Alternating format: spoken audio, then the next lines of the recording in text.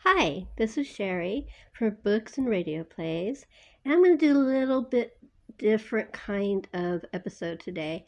I decided to do a top 10, and this is going to be my top 10 favorite Agatha Christie.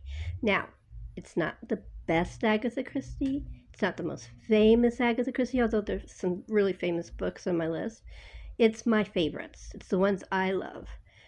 So it's completely subjective. I'm sure you guys will have some arguments about some of the books I picked, but this is my list. Number 10 is Dead Man's Folly. It's a book about Ariane Oliver calling poor old Perot to this place because she has to do a mystery weekend, a murder mystery weekend, and she suspects murder is about. Anyway, it's very funny as well as a very good mystery and some very interesting characters. And I love the plot twists in it. It's one of my favorites, but this is number 10. Now, this book is not very popular, although I'm not really sure I completely understand why, because it is historical mystery fiction. So it's not supposed to be like one of her books from the 20s and 30s. So I don't know why people compare it to those.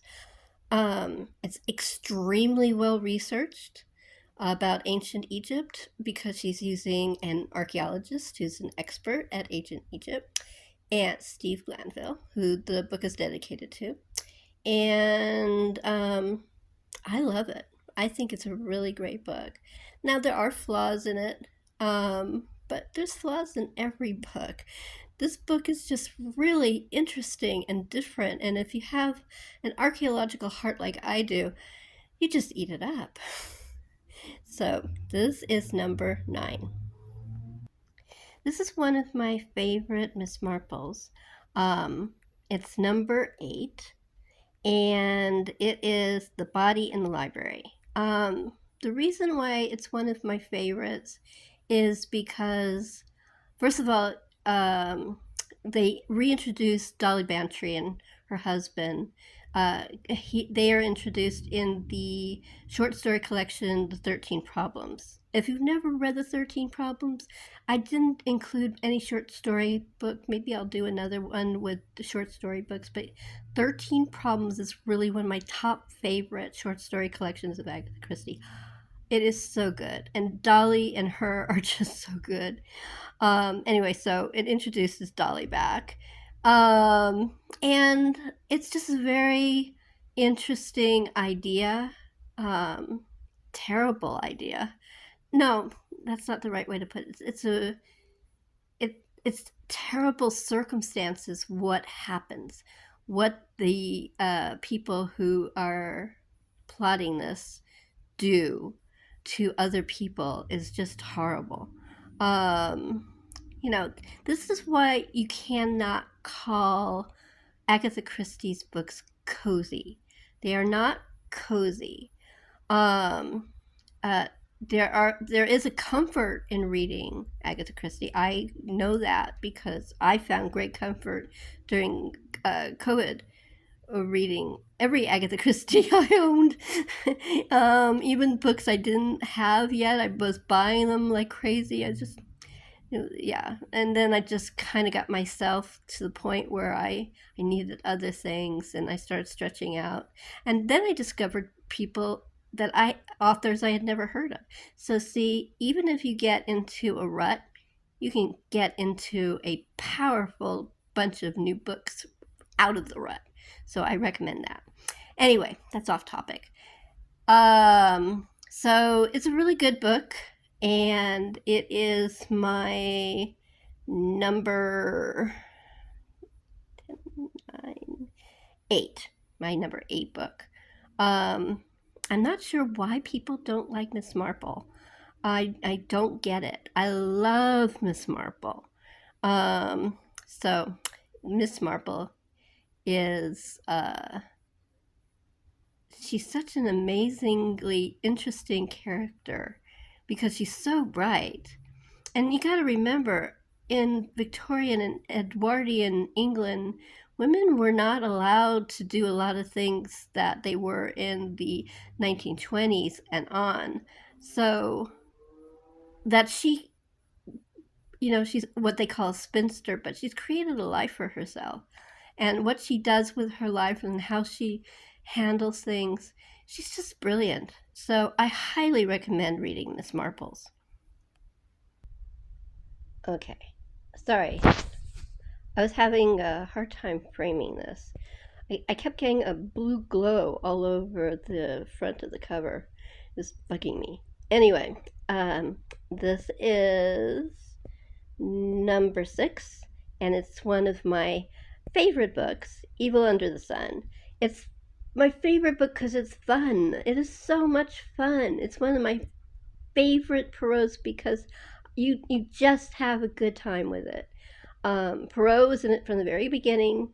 He's on vacation, and he gets caught up in all kinds of drama, and it's really cool. And although she is the center of controversy, I love Arlena. I mean, she's just, I love her not because she's a good person, but I love her because she is wildly crazy and not insane, but just she doesn't have any moral compass, and she doesn't have any um, filter, and but she's still fun at the same time. It's just, it's one of the really interesting kind of characters Christie creates, where the character is not a good girl, not a bad girl, but a really, really interesting, strange person. And that's Elena. Anyway, really good book. One of my top favorites, obviously. It's in my top 10. And this falls into number 6. Now, this is number 5. This was a career breakout for Agatha Christie. This was the one that made her one of the most famous mystery writers in the world, the Queen of Mystery and all that. She created some stuff that broke the rules. I won't tell you what, but she also, it's a really compelling story. It's really interesting, really good characters, and to me, it's fascinating. The character of the doctor's sister was the basis for Miss Marple. And I think that is the coolest thing. So when you read this and the doctor's sister's introduced, pay attention to her because there's the germ of Miss Marple.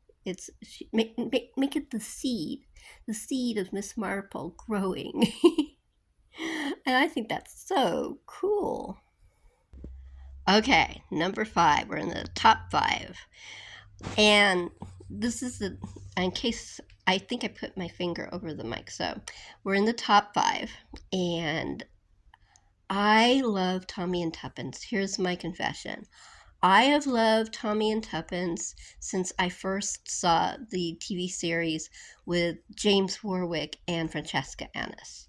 I love Francesca Annis's Tuppence. I mean, she just broke out of the screen, and her and James Warwick had such a great chemistry.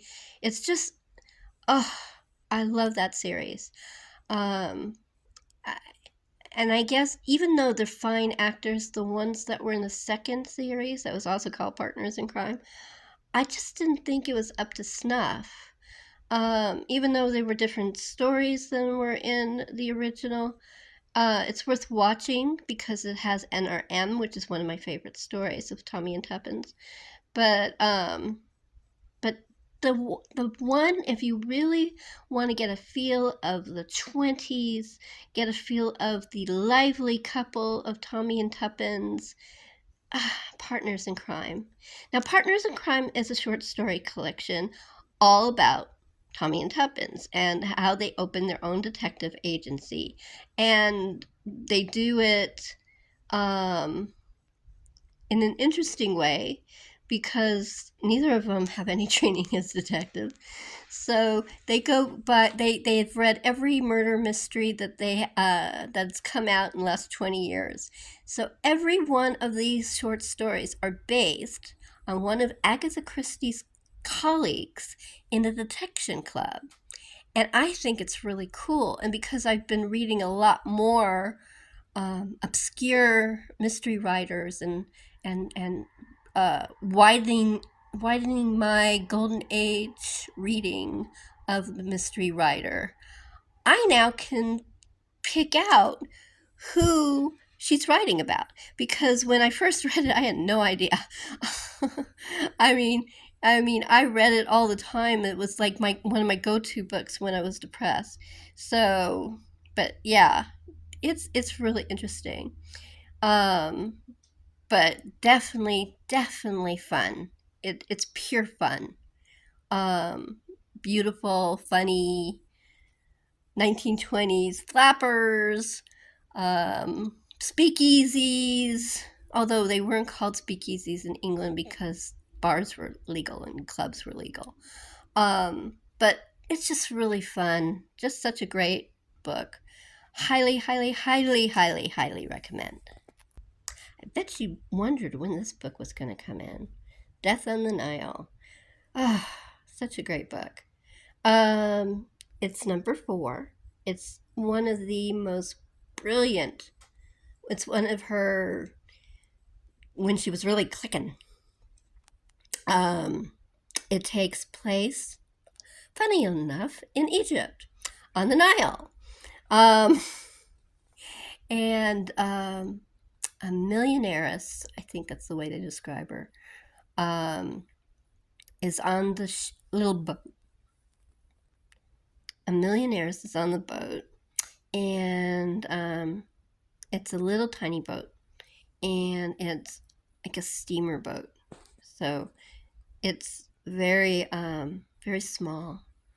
It's like a paddle boat, paddle steamer, like the ones that went up and down the Mississippi. I think that's so cool. Anyway, it uh, it builds up. It goes through introducing all the characters, and Perot's in it, of course, and Colonel Race is in it, and it takes place basically a bunch of strangers on a boat, confined space, and there's murder, and it's fun. So here's one of my favorites, number 4. Okay, this is my top favorite Miss Marple, A Murder's Announced, because I adore the characters in this little village. I think it's such a fun little village that she created. I also I think the transition between World War II and the 50s is fascinating, and how England changed during that transition, and all the stuff they were going through, because um, they had, I forgot what they call it, where you can't buy food unless you have coupons for it, and you only get so much, like you only get like 2 eggs or something a year or something. I can't remember what it's called. It's because they owed so much money after World War II. Rationing, that's what it's called. Sorry. Um, and how the world of the country in England had changed, and how that people just moved into the neighborhood and you didn't know who they were, and basically modern life was happening in this thing. This is the way it is in the world now. Um, and it was just starting then. And I think it's really a fascinating study of that, as well as a great murder mystery. Um, like I said, it's my top favorite Miss Marple. of course, highly recommend. And this is number 2. This is, to me, I think, the most famous Hercule Poirot ever that she ever wrote. Murder on the Orient Express. Now, I want to explain something. Okay, I think I put my finger over the mic again. So, this is number 2, Murder on the Orient Express. To me, the most famous she ever wrote. I know I'm repeating myself, but I think I have my finger over the mic. And I really am not up to doing this again. I've already done it like 4 or 5 times, okay? So, Murder on the Orient Express is such a special book, but I don't recommend it being your first book. I know there are people who have read this as the first book and loved it, but I've also people who really just couldn't understand what was going on and really basically decided they hate Agatha Christie because they read this book. So you got to get to know Poirot before you read Murder on the Orient Express.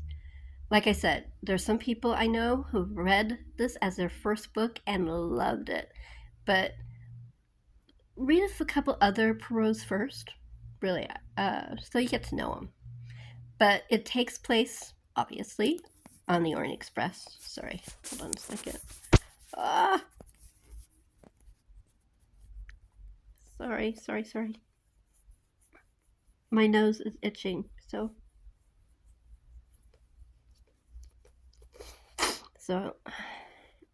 in case you haven't noticed, my voice is going in and out because I'm being hit by allergies. So I do apologize for that, and the wiggling that's going on right now is because I had to scratch my nose. It was like itching like crazy. Okay. Murder in the Orient Express. It was written in the 30s. It takes place on the famous Orient Express that went from Calais in France all the way up to, I believe at that time, Turkey.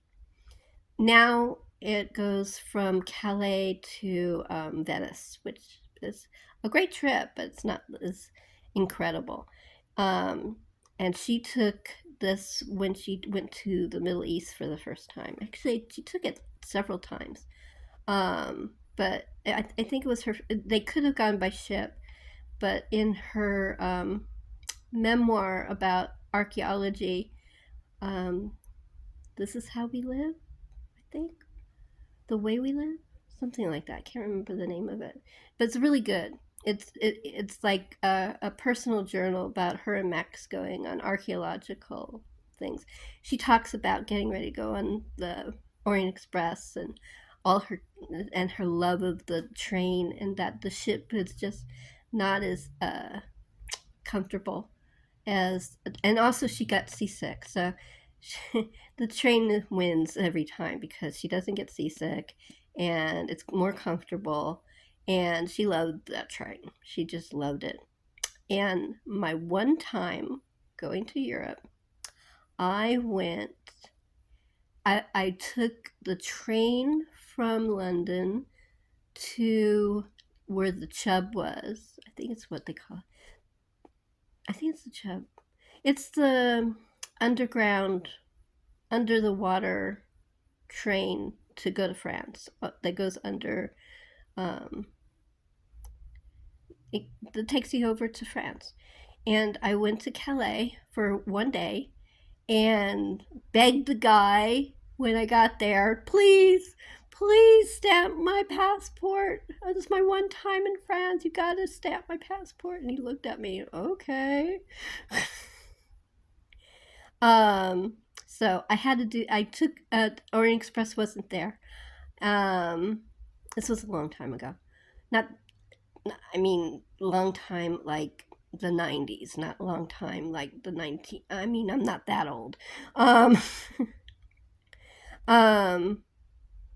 But I took picture of the place where the Orient Express is. I mean, I took pictures of the signs, but there was no train there. That's what a nerd does. Anyway, I love this book. It's the gathering of strangers on a train, and everybody's from different countries and different origins and different stratas of society, and then there's murder. It's so famous. I don't really have to explain it, but this is my number 2. Drum roll, please. This is my number 1, Five Little Pigs. Now, I'm going to make a comparison that may not make any sense, but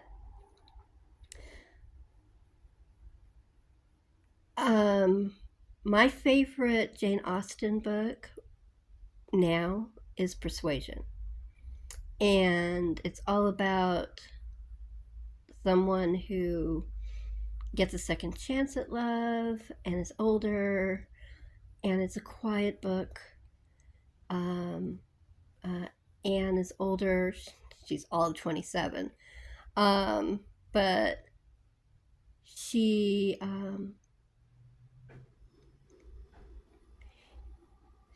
they think her life's over. She's a spinster, that's it. Nothing's going to happen to her.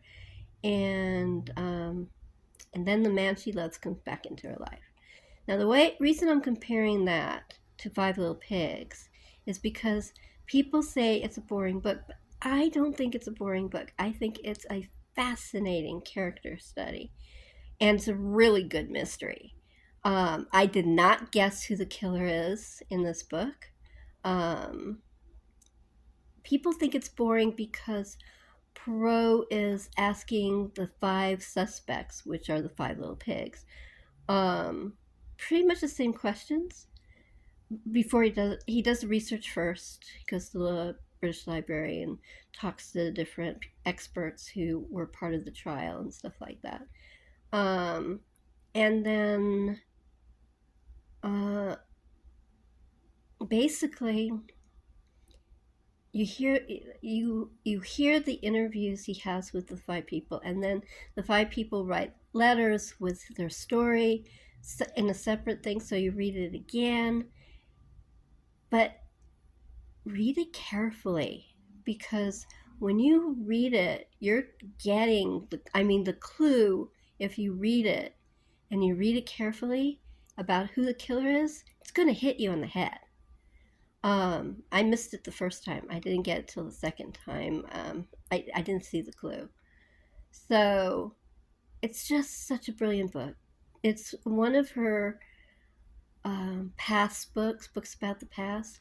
But to me, it's like Elephants Can Remember, which is a very good book. But to me, this is my favorite. It is just such a brilliant book. So my number 1, Agatha Christie, is The 5 Little Pigs.